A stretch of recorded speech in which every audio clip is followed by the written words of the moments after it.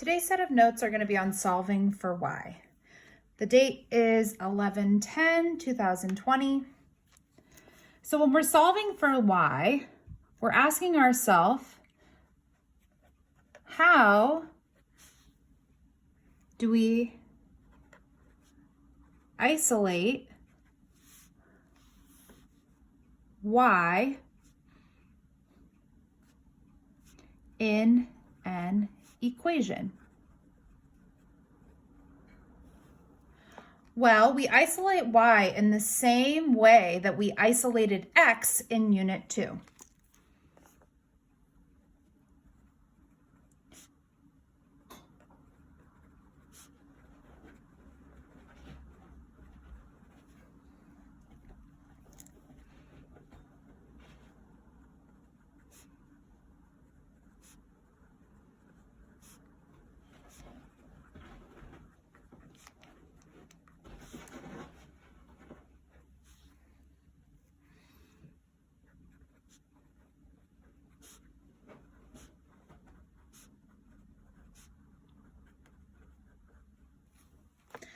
We use inverse operations, just like when we solved for x to get y all by itself. The examples for these notes are from your homework assignment. So the Solving for Y homework assignment, LT3 classwork number 1.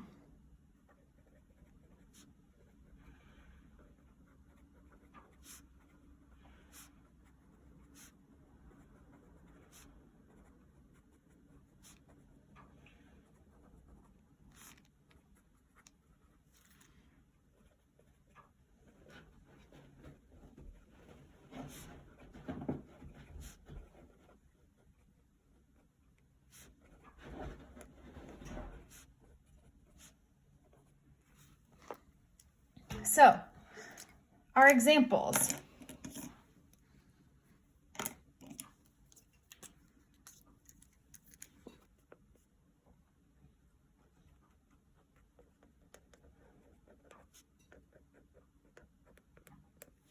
So for example number 1, we have y minus 3x equals 6.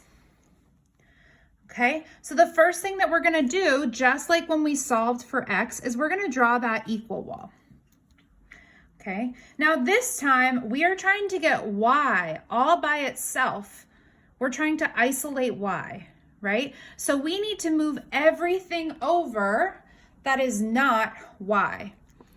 So here I see that I have a minus 3x or a negative 3x.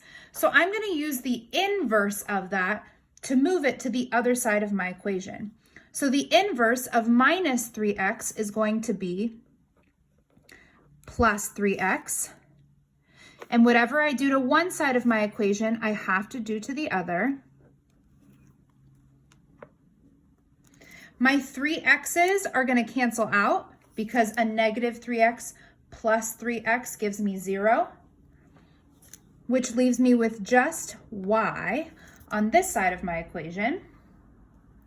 And then here I have 6 plus 3x. Now, can I combine those two? Well, this term has an x and this one does not. They are not like terms, which means I'm just going to write them side by side. And I want you to practice putting the term with x first. So it'll be positive 3x plus 6. Now I have isolated y, and this equation is my final answer. So there is no one value of y when I'm solving. We're actually solving for y, and it's giving us an equation. So y equals 3x plus 6. So there's example number 1. For example number 2,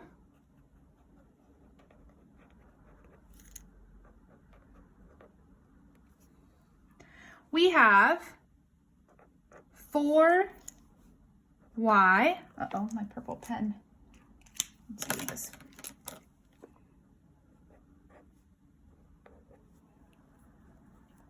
Equals 8x plus 24.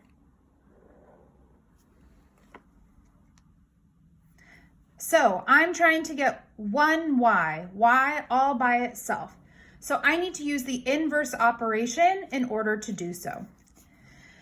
This 4 and this y are connected by multiplication. So to undo multiplication, I'm going to use the inverse operation of division. And I'm going to divide by 4, just like we did when we were solving for x. Now, whatever I do to one side, I have to do to everything on the other side. So I need to divide 8x by 4. But I also need to divide 24 by 4. So everything needs to be divided by 4. These 4s are going to cancel out just like they did before. And we're left with just y on this side of my equation. Now 8x divided by 4, I'm going to look at those coefficients. So 8 divided by 4 will give me 2, and then I still have my x. And then 24 divided by 4 gives me 6.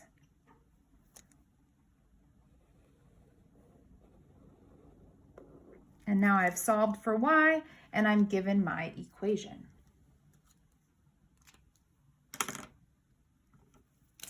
All right, example number 3.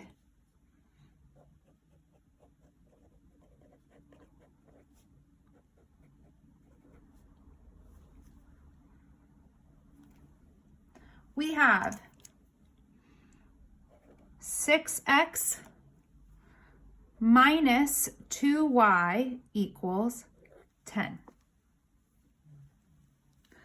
So again, I am trying to get y all by itself. But I have this x here, and I have a coefficient in front of y. So first, let's deal with the x. It's a positive x, so in order to move a positive x, I need to do the inverse, which is subtract 6x. Whatever I do to one side of my equation, I have to do to the other. Those 6x's are going to cancel out because a positive 6x minus 6x gives us 0. So on this side of my equation, I'm left with negative 2y equals, now I can't combine these because this term has an x and this one doesn't. So again, I want to practice writing the x term first, so I have a negative 6x and a positive 10.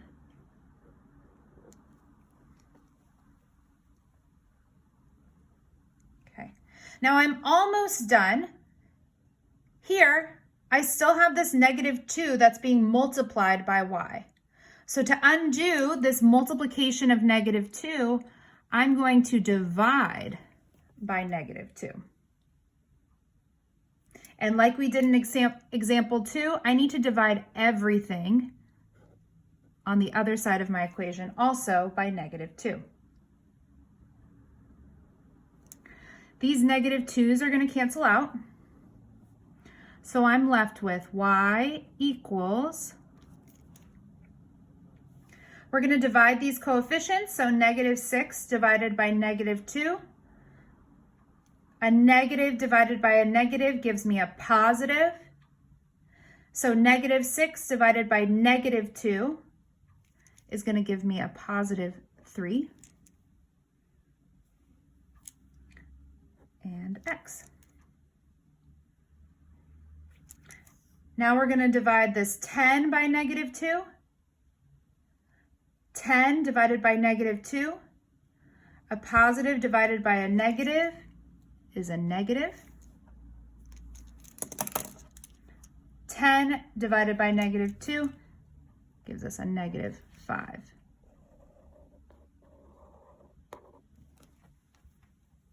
And now we have isolated y, and we have the full equation. Everything moved to the other side.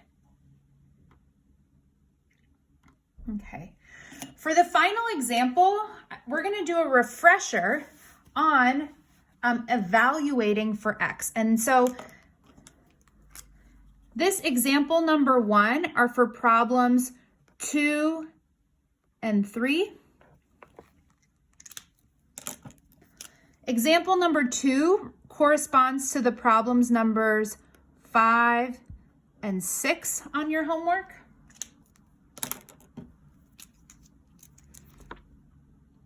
And example number 3 corresponds to problems number 8 and 9.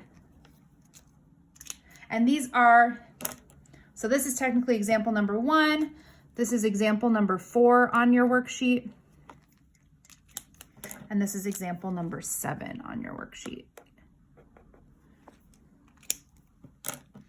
On the back side of your worksheet, there's the class example for evaluating for x.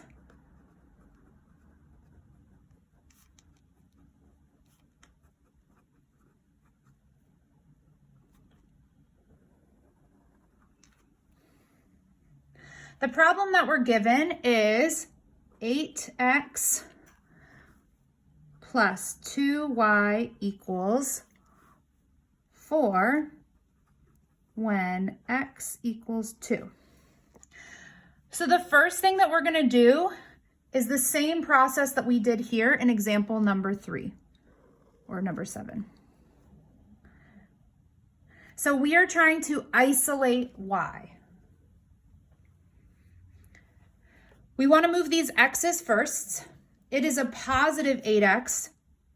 So to move a positive 8x, I am going to subtract 8x on both sides. Those x's will cancel out. Now I'm left with 2y equals, my 4 and my negative 8x cannot be combined. I want to write my x term first. So I'm left with negative 8x plus 4. Now I want to get rid of this multiplication of 2. The inverse operation of multiplying by 2 would be dividing by 2. And whatever I do to one side of my equation, I have to do to all parts of the other side of my equation. Those 2's cancel out. And I'm left with y equals a negative divided by a positive gives me a negative 8 divided by 2, 4, bring down my x.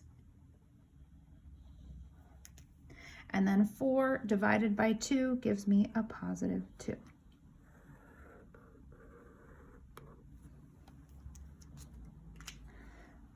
Okay, now we need to evaluate when x equals 2.